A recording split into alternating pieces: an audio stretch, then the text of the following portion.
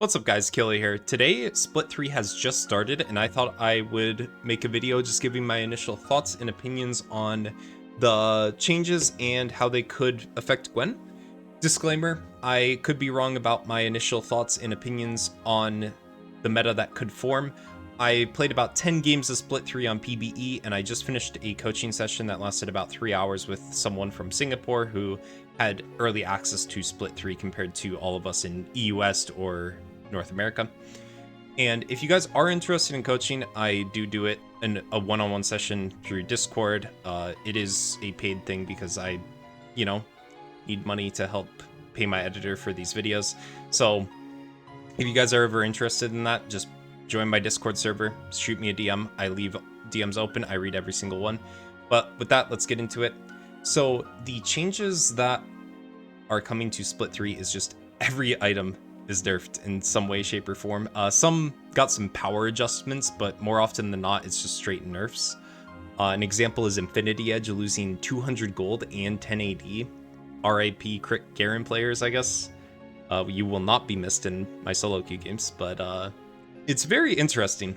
And because the damage is going to be lower across the board, this nerfs AD carries and assassin players the most, and this benefits tanks and enchanters. And the reason being is that it's going to be harder to break those tanks down, and it's going to be harder to one-shot those enchanters. So enchanters are going to get an extra spell rotation out, tanks like Orin are going to get an extra CC button out, and it's just going to be a very long, drawn-out fight if there's ever a dragon dance or something like that. So these are going to be very long, drawn-out games that are going to go to more of the 35-40 minute mark compared to the average like 25 minutes, I believe it's in North America.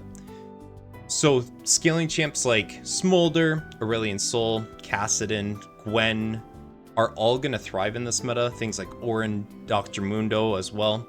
Just anything that enjoys getting to late game, because the game is just super slow. There's not really going to be much room for assassin players to be able to kill those enchanters, or there's not going to be much room to really dogpile on the tank before they just walk away because they still have half of their HP bar left, because the tank items are still in a relatively solid spot, while AD carry and assassin items just got completely shafted compared to other items, such as like Nashor's Tooth, Riftmaker, stuff like that. But because this is going to be a more tank and enchanter meta, this means that it's going to be a Gwen meta, because Gwen loves fighting tanks. Gwen loves slow, drawn-out fights where she can utilize her passive, where she can use Riftmaker, where she just gets all this extra HP off of her autos and spells.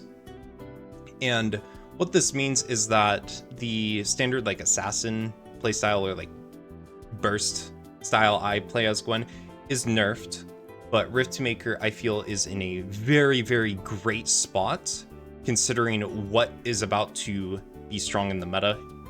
Again, my opinion. But Riftmaker, it got a second reduced off of its activation time for the Omnivamp at the cost of, I believe it's 10 AP and then 2% damage amp because you lose that second.